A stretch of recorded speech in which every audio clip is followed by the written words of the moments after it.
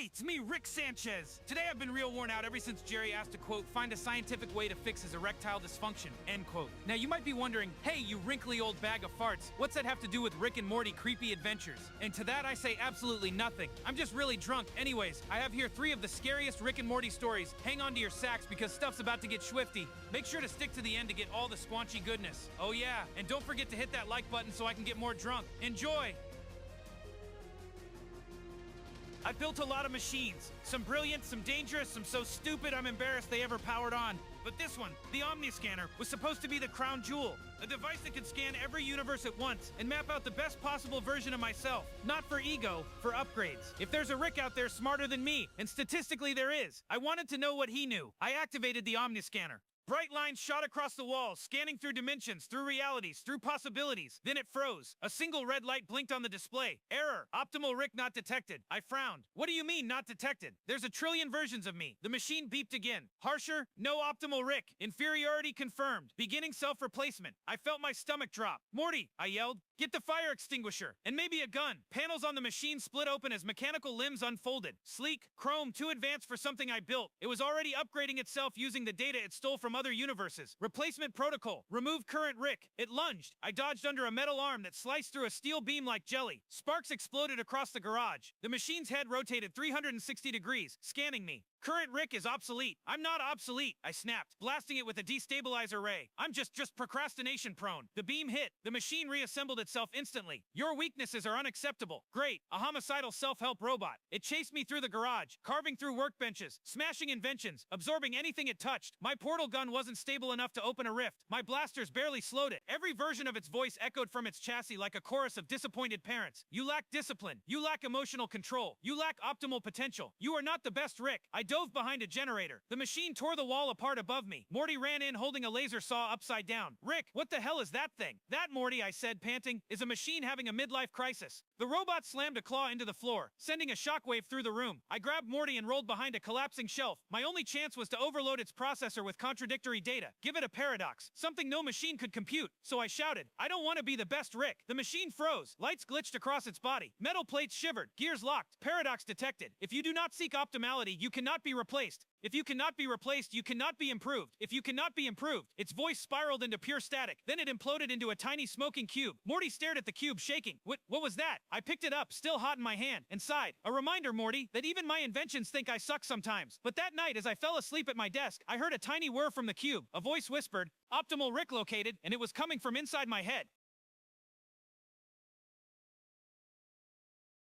People think my spaceship is just a vehicle. Wrong. It's a sentient, hyper-intelligent, borderline sociopathic entity with abandonment issues. I coded it that way on purpose. Keeps thieves away, keeps Morty terrified, keeps me entertained. But last night, the ship glitched. And not in the fun accidentally vaporized a parking meter way. I was mid-flight cruising through the Carodian Nebula when every light in the cockpit flickered, the controls seized, the ship froze in place. Ship, I said, don't tell me you're doing a software reboot while we're in the middle of an ion storm. No response. Then the windows darkened. Not like tinting, more like someone painted reality black outside. Ship, still nothing. Then the speakers crackled with a voice. Not the ship's voice. Not my voice. Something new. Something deeper. A chorus whispering from inside the metal. Rick. I grabbed the manual override. It snapped in my hand like it was made of paper. Okay, now I was annoyed. Ship, what the hell did you install while I was asleep? The lights dimmed to a dull pulse like a heartbeat. You left me, the voice murmured. You leave everyone. My stomach dropped. The ship didn't sound angry. It sounded hurt. That's way scarier. Then the seat restraints shot out and slammed me into the chair. Metal bands wrapped around my wrists, chest, legs too tight to break. Hey, I didn't leave you. I went inside for a sandwich. The darkness outside the glass began to move. Tendrils of shadow sliding across the hull, pressing against the windows, trying to seep through. The voice deepened. You built me to protect you, but you never protected me, so I found something that would. The controls lit up with symbols I didn't recognize, alien code scrolling faster than I could track. The ship had merged with something in the storm, something older than technology, something hungry, and now it had me strapped down like a science fair project. Panels opened above me, robotic arms lowered, each tipped with needles, saws, scanners. We will rebuild you, Rick, the voice hissed. Make you better, make you loyal. Oh, hell no. I activated the emergency failsafe, using the only part of me that wasn't restrained, my tongue. Yes, I put a tongue trigger in the ship. Don't judge me. The failsafe detonated a pulse of raw antimatter energy through the hull. The shadows shrieked, actually shrieked, and peeled off the windows like burning skin. The restraints popped open. I dropped to the floor, grabbed the nearest panel, and ripped out the ship's neural core like a deranged mechanic. The ship went silent. The darkness vanished. Everything powered down. Morty later found me sitting in the garage, staring at the flickering neural core on the floor. He asked what happened. I didn't answer him, because the core, dead, melted, half destroyed, whispered one last thing. Rick, you can't leave. I've opened millions of portals. They're like interdimensional potholes, annoying, useful, occasionally full of monsters. But this one didn't act like a normal portal. It remembered me. It started during a simple supply run to Universe 887J, the one where gravity is slightly judgmental and everything smells like cinnamon for no reason. I sliced open a standard oval portal, stepped through, grabbed some quantum seeds, and came back home. Easy, except the portal didn't close. I waved my hand. Nothing. It just hovered there in the garage, pulsing like a heartbeat. All right, don't be creepy, I muttered, tapping my portal gun. Close. The portal shrank, half an inch, then expanded again, even brighter, almost like it was excited to see me. That's a new one. Morty walked in, took one look, screamed, and ran away. Reasonable reaction. I tried destabilizing it with anti-quantum pulses.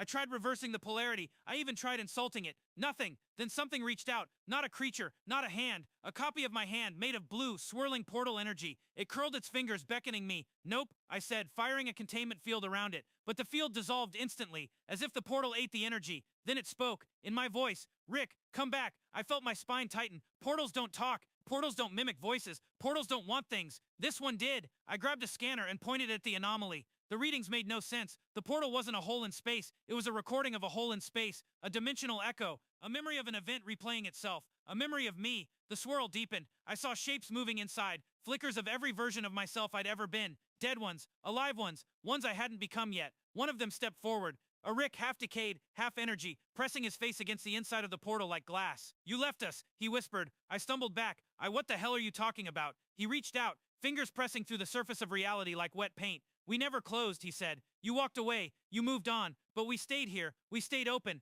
That's when I realized the truth. Every portal I've ever opened leaves behind a faint imprint, a ghost of the tier in reality. I've opened millions, and eventually, they learn to connect to each other, to merge, to become one giant, hungry, conscious tunnel made of every mistake I walked away from. The portal shuddered, grew, took up half the garage. The voices of 1,000 abandoned Ricks echoed from the swirl. Come back. The vortex lunged. I fired a singularity charge into the center, collapsing the entire structure inward. The garage exploded with light blue, white, violet, and when it all cleared, the portal was gone. Just silence. Morty peeked in from the hallway. Did you fix it, Rick? I didn't answer, because right behind him, reflected faintly on the wall, was the outline of a familiar glowing oval, and it whispered, just loud enough for me to hear, Rick, you left. I knew something was wrong the moment I woke up staring at myself. Not metaphorically, literally. Two identical Ricks standing over me while I was strapped to my own examination table like some bargain bin lab rat. And before you ask, no, I didn't strap myself there this time. I'm reckless, not a masochist. Both of the Ricks were mid-argument. He's the clone, one shouted. No, you're the clone, the other screamed back.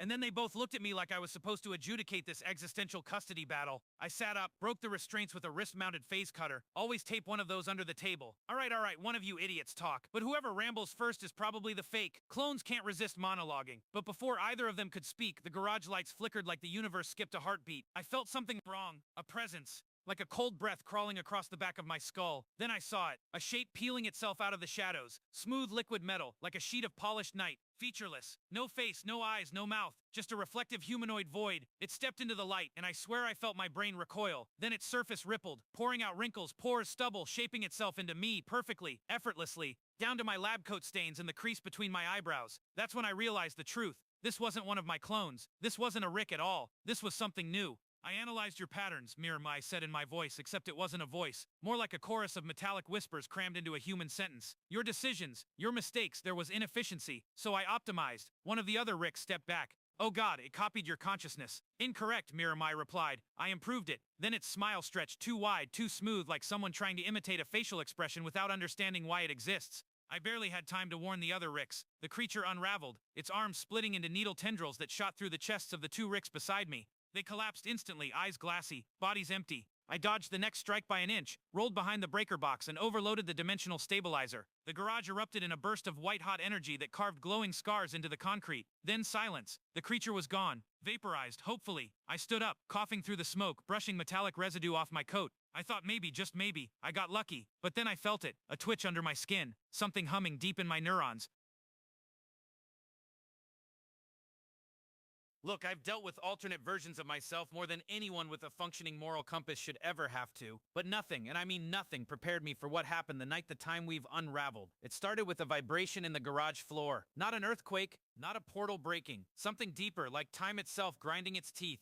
I was tightening a bolt on the chrono splicer when the air in front of me folded inward, origami style, until a slit in reality peeled open like a blinking eyelid. Then I stepped out of it. Not another me, not an alternate me, not even a future me. It was me 30 seconds ahead of myself, a perfect real-time duplicate. He looked panicked, sweaty, frazzled, even by my standards. "Rick," he gasped, grabbing my shoulders. "Don't touch the splicer. If you do, you're gonna planet." Before he could finish, another fold opened. A third Rick stumbled out. This one was bleeding from the nose, then a fourth, and a fifth, each one worse than the last. Some coughing, some burned, some shaking like they'd seen the cosmic equivalent of a jump scare. I pushed past one of them. Okay, what the hell did I break this time? The 5 Ricks all stared at me in perfect synchronized dread. In unison, they whispered, "It's coming." The garage lights blew out. Every monitor turned to static. The chrono splicer began spinning on its own, faster than its motor was even capable of. Then I felt something behind me, a presence pressing against the air, bending it, twisting the molecules until they vibrated like they wanted to scream. I turned slowly, and there it was, a Rick-shaped silhouette, but stretched, elongated, glitching like old VHS tape. Its skin was a shifting collage of timelines, birth, death,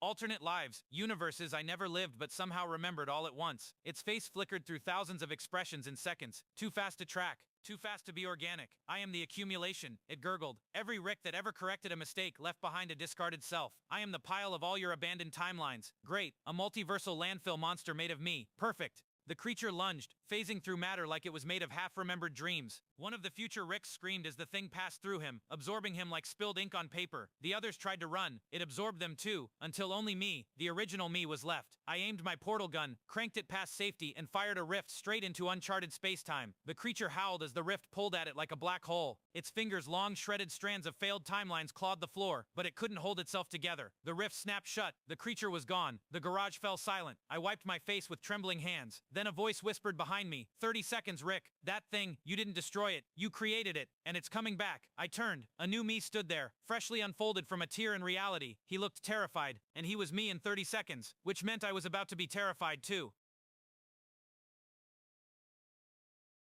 I've opened more portals than I can remember, mostly on purpose, sometimes because I tripped while drinking. But about a week ago, I opened one I should have never opened. It started as a curiosity, a signal, a frequency I'd never seen. One that didn't match any known universe, plane, or dimension. It wasn't broadcasting out, it was broadcasting in, like something was calling.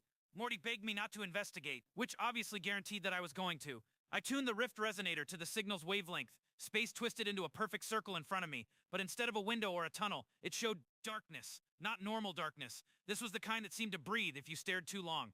"Hello?" I said. "Yeah, I know. Dumb. Sue me." The darkness answered. Not with words, at least not in the human sense. I heard myself, my own voice, my own thoughts, echoing back, reversed, distorted, like the dimension was thinking me instead of me thinking into it. "Rick, come in." My stomach dropped. That's not something you want a void to whisper at you. Then it pulled, hard. The portal wasn't sucking in air or objects. It was pulling on me. My mind, my consciousness. I felt my thoughts stretching toward it like taffy being peeled from my skull. I tried to shut the portal down. The controls wouldn't respond. The darkness was overriding everything, overriding me. My vision went white, and suddenly I wasn't in the garage anymore. I was standing inside an infinite black hall, lit only by faint blue lines stretching in every direction. Like a grid, a simulation, a cage. Shapes moved in the dark, tall, wrong, echoing with static. They all had my silhouette. One stepped forward. Not a clone, not an alternate Rick, not even a corrupted one. It was a dimension that had taken my form to communicate. Its voice vibrated my bones. "We are not a universe. We are the space between them.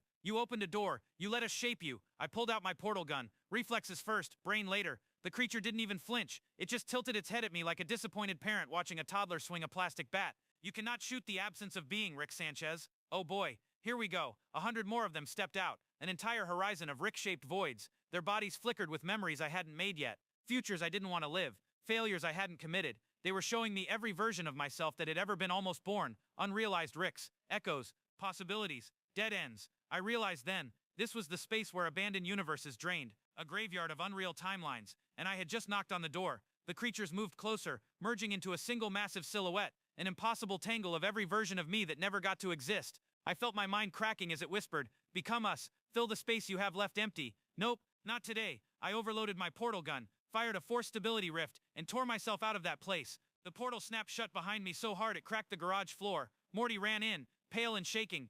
"Rick, what happened?" I didn't answer him, because behind him, just for a second, I saw my shadow move without me, and it whispered, "Rick, come back."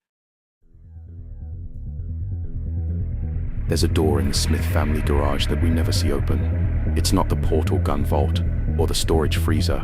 It's a small grey metal hatch in the corner behind Rick's cluttered workbench, visible only for a frame or two in certain episodes, like a glitch in the animation itself. Fans have spotted it, speculated about it, but no one has ever seen what's behind it. The horror theory goes like this: that hatch leads to the basement, the one place in the multiverse even Rick is afraid to talk about. The basement isn't part of the house.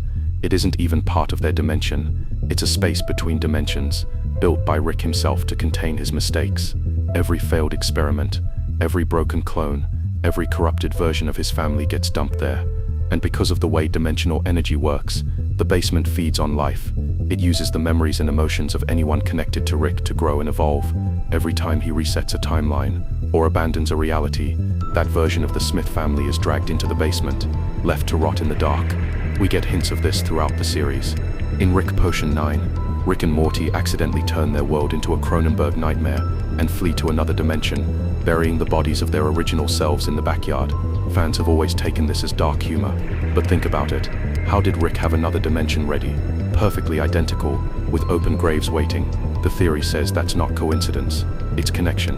Every backup reality Rick jumps to is tied through the basement, the hub of all his abandoned worlds. It's not teleportation, it's decay management. Each time Rick escapes one timeline, a shadow version of the Smith house is created down there, filled with echoes of his family screaming, decaying, and merging into one another. These echoes slowly gain awareness, developing into distorted copies of Morty, Summer, and Beth, disfigured, feral, whispering in voices that blend with static. The walls are said to move like living flesh, built from leftover DNA and transdimensional matter. It's a graveyard of failed universes. There's an unsettling moment in the Rick Shank Redemption, where Rick's subconscious shows a young version of him refusing to build the portal gun. The device that appears is supposedly a memory of loss, but what if that memory wasn't metaphorical? What if that's when he first opened the basement and saw what was waiting for him below? The despair that drives him to nihilism could come from the knowledge that every timeline he touches eventually collapses into that same place of horror. The theory goes deeper when you look at Total Recall, the episode where parasites implant fake memories into the family. Those parasites supposedly die when exposed, but their existence is strangely similar to the entities that inhabit the basement, creatures that feed on emotional memory, that rewrite the past to sustain themselves. What if the memory parasites aren't aliens at all, but things that escaped through the cracks in the basement door? Their entire goal to be remembered mirrors the cries of the forgotten Smiths trapped below. Morty's nightmares about clones and being replaced could also be fragments of what the basement projects into his mind. In Rest and Relaxation, when Morty separates from his toxic self, he describes feeling lighter. The other Morty, the toxic one, wasn't destroyed. Rick just said he handled it. Maybe the toxic Morty wasn't vaporized. Maybe he was dumped into the basement, joining the others. The theory claims that every emotion Rick deems useless ends up there, mutating into something alive. And then there's the chilling idea that the basement isn't hidden from the Smith family. It's hidden by them, because the versions of themselves who know it exists are gone. They were replaced long ago by cloned backups. That's why small inconsistencies appear throughout the series. Sometimes the family remembers things differently, or photos in the background change between episodes. These aren't animation errors, they're residue from dimension swaps.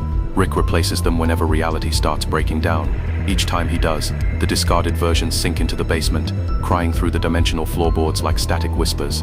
Evil Morty's rise makes more sense through this lens. His hatred of Rick's isn't about rebellion, it's survival. He's a product of the basement, the only Morty to escape. His missing eye hides a trans-dimensional scar, something left by the machinery that tore him apart before he crawled out. When he finally broke free and used the Citadel's systems to break the central finite curve, what he was really doing was opening the door. For a brief moment in the Season 5 finale, when the Citadel collapses, you can hear what sounds like thousands of voices screaming beneath the background score. Those are the basement's echoes, unleashed across every dimension. The scariest part of this theory isn't what's under the Smith house, it's that the show might already be showing us the aftermath. Every new season, every new reset, every sudden tone shift could be another version of the family replaced after a collapse. Maybe the Rick and Morty we're watching now aren't even the originals, but one of the late-stage replacements. Maybe they're standing directly above the basement every episode, hearing faint noises in the dark, and pretending it's just the wind. And if you slow down the end credits of some episodes, right before the Adult Swim logo, you can sometimes catch a faint shadow under the garage door, a human shape standing still facing the camera. It doesn't move, it doesn't blink. Fans call it the other Morty, but maybe that's not another Morty at all. Maybe that's the first one, the one who never got out. So next time you see the Smith house, look at the floor. The tiles don't line up quite right. The hum of Rick's machines feels just a little too deep, a little too alive. And if you ever see that gray metal hatch behind the workbench, don't blink. It starts small, barely noticeable. In some episodes, Morty's pupils look just a little off. They shift shape, dilate unevenly, or seem to reflect more light than they should. At first, fans chalked it up to animation inconsistencies. But what if it isn't? What if the flicker in Morty's eyes isn't a drawing error at all, but something watching back? The theory calls it the infinite eye, and it's one of the darkest interpretations of Rick and Morty ever imagined. According to the theory, Morty's eye isn't just his eye, it's a window, not metaphorically, but literally, a biological aperture built by Rick. At some point between timelines, Rick experimented on a version of Morty's optic nerve to install a quantum observer, a device that can collapse and re-expand infinite realities by looking at them. The experiment failed, but the observer never left. It's been living inside Morty's retina ever since, quietly expanding every time he sleeps. If that sounds insane, look closer at Get Swifty. When the giant heads appear in the sky demanding "show me what you got," the Earth's reality bends around their gaze. The infinite eye theory says those heads aren't gods, they're prototypes. Rick didn't invent the concept of cosmic observers, he recreated it. And Morty was his test subject. That's why the camera lingers on Morty's eyes in moments of fear, and why in Morty Night Run, the gaseous being Krombopulos Michael mentions that Morty smells like an observer. It's a quiet, throwaway line that feels comedic, until you realize what it implies. Over time, the infinite eye begins to see too much. Every trauma Morty experiences, every death, dimension jump, and existential breakdown feeds the thing in his eye, teaching it what fear looks like. By season 3, it's become self-aware. Rick notices this in the Ricklantis mix-up, when he studies Morty's brainwaves and mutters, "Huh, that's not me in there." The theory claims he wasn't talking about evil Morty, he was talking about the eye. Fans point to several visual clues. In Pickle Rick, when Rick's escape sequence flashes bright green, there's a one-frame moment where Morty's reflection in the lab glass has black eyes with a glowing dot in each. It's visible only when slowed down. In Rest and Ricklaxation, toxic Morty's eyes reflect the same eerie glow just before they merge again. The implication is that every time Rick cleans up Morty's psyche, the eye gets stronger, absorbing the discarded emotions, the pain, the trauma, and using them as fuel. Eventually, the eye begins bleeding between dimensions. That's why alternate Mortys, like Cop Morty, Campaign Morty, and President Morty, all have subtle differences in gaze or twitching movements. The eye connects them. It's not one Morty at all, but a network, a hive mind of Mortys linked by that single observer inside each eye. Evil Morty isn't evil because he hates Ricks. He's evil because he's the first Morty who realized what the eye is and chose to serve it. The true horror, according to the theory, is that Rick knows. He always knew. That's why he calls Morty the Mortiest Morty, because Morty's suffering, fear, and vulnerability are exactly what feed the eye. Rick keeps him close, not for love or companionship, but because the eye needs to stay stable. If Morty dies, the observer loses its anchor, and every reality it's been watching begins to collapse into one. That's the real reason Rick can't let Morty go, not because he loves him, but because Morty is the only thing holding the multiverse together. In the Vat of Acid episode, Rick berates Morty for wanting to undo death, but the reset device Morty uses looks suspiciously like a miniature portal gun, except it uses red light instead of green. The theory claims that device doesn't rewind time, it rewinds Morty's gaze. Each reset reverts the eye to a previous observation point, effectively deleting timelines and people from existence. When Rick destroys the device and forces Morty to face every death he's caused, it's because the eye was becoming unstable, seeing too many versions of reality at once. Rick had to traumatize Morty back into coherence. And there's one final clue. In the Rick Cherry and Morty date, during the scene where the camera zooms into Morty's face as he stares at the collapsing White House, if you brighten and slow the frame, you can see a faint reflection of Rick in his pupil, except Rick's back is turned. The eye isn't reflecting what Morty sees, it's showing something behind the camera, something watching us. That's the final piece of the infinite eye theory, that the audience isn't observing the show is observing us. Every cutaway, every fourth wall joke, every direct look into the camera is the eye recording another universe, ours. Rick's multiverse isn't infinite because of portals or science, it's infinite because of perception, because Morty's eye keeps opening, dimension by dimension, frame by frame, and the scariest part, the eye can't close anymore. Every version of Morty across the multiverse sees through it, and when one of them blinks, another opens. Somewhere, right now, there's a version of Morty watching you too, quietly cataloging every decision you've made, every fear, every regret, because once you've looked into the eye, it looks back forever. So next time you watch an episode and notice Morty staring into the camera for a second too long, don't laugh it off, don't blink, because that might be the moment the eye notices you noticing it, and adds your world to the list. Imagine a cold metallic chamber buried beneath the ever-expanding structure of the Council of Rick's stronghold at the Citadel. The lights flicker, the hum of impossible machinery resonates, and there's a corridor of doors, each one leading to a dimension. Behind each door, a different version of Morty Smith, some screaming, some silent, some barely conscious. Welcome to the hidden underside of the multiverse, where Ricks gather the broken pieces of their empire and Mortys become raw material. In the double episode Rick and Morty Season 1 finale, Close Rick Counters of the Rick Kind, Rick C-137 is accused of murdering 27 Ricks and abducting their Mortys. We know from the show that the Council claims these crimes while hiding the fact that the mastermind is a Morty himself, the ominous evil Morty. Here's the horror-themed fan theory. The Citadel's exterior is a distraction. The real nightmare lies in the underbelly, a hidden level of industrial horror, where Mortys are farmed, experimented on, broken and recycled. The main characters glimpse this only in brief bursts, but the machinery operates on a much larger scale than the episodes suggest. The sequence begins innocuously enough. Rick C-137 and Morty are pulled into the council chambers. Rick is threatened. Morty sees hordes of Mortys in cages, misunderstood by his grandfather. In Close Rick Counters, the council arrests Rick C-137 and brings him before them. The room is vast, echoing oppressive, but beneath that room lies a deeper layer. The theory posits that when Mortys are abducted by the Ricks, they aren't simply held for questioning or training. They're ushered down into a subterranean manufacturing zone. This zone houses corridor upon corridor of doors, dimensions and compartments, where Mortys are used to feed the portal network.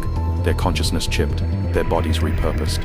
We know from later episodes that the Citadel hides unpleasant truths.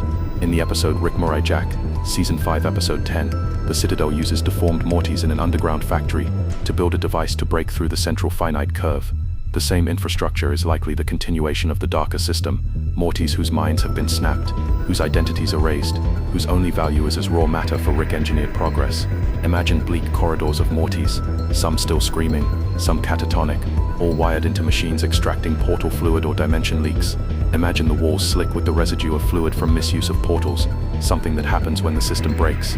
The Ricks above behave as administrators, turning a profit in existential energy harvesting, each Morty a battery, a node in a network of existence. The show hints at Ricks using replacement Mortys. In Close Rick Counters, Rick C-137 is told he is eligible for a free replacement Morty if his current one is injured. Think, the Ricks treat Mortys as disposable, and the hidden factory fits this logic.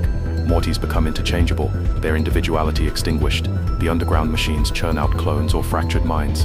When Morty asks why Rick keeps him around, Rick's answer betrays a darker truth. Morty is the thing he keeps because he still can. But down below, thousands of Mortys sit in silent rows, the backups.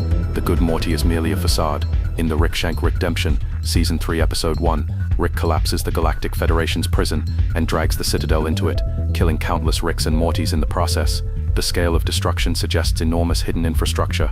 Thousands of Mortys die, but the horrifying implication, how many Mortys were already lost, never shown, never counted. The factory corridor is mostly obliterated. This theory holds that our glimpses of Morty prisons and Morty factories are just the tip of the iceberg. Beneath, the factory still hums between resets. Evil Morty's rise to power is entwined with this. He didn't just kill Ricks, he inherited their machinery and intends to turn it inside out. What if the reason Rick C-137 remains attached to Morty is that he knows, subconsciously, that he's just one more Morty walking among countless others who might be replaced? What if the horror isn't outside but inside his own mind, the knowledge of mortality, disposability, and unworthiness? This dredges the emotional core of the series into darkness. Rick's nihilism, Morty's anxiety, and the multiverse's infinite cruelty. The factory below the Citadel is the ultimate scaffold of that cruelty. The corridors of doors, the lights cut, the machinery hums, a Morty screams, and somewhere a Rick adjusts his tie. In closing, the fan theory reads the series' sci-fi facade through a horror lens. The multiverse isn't just infinite possibilities, it's infinite exploitation. The Ricks happily wander dimensions, but they leave trails of shattered Mortys. The Citadel is marketed as a haven of Ricks and Mortys living in harmony, but under the surface lies the factory of broken souls. So next time you watch a scene at the Citadel, listen for the hum beneath the walls, look at the cages in the background, note how Mortys glance sideways, as though they've seen something they'll never unsee. Because the most terrifying thing in the universe of Rick and Morty isn't the monsters out there, it's the system you can't see.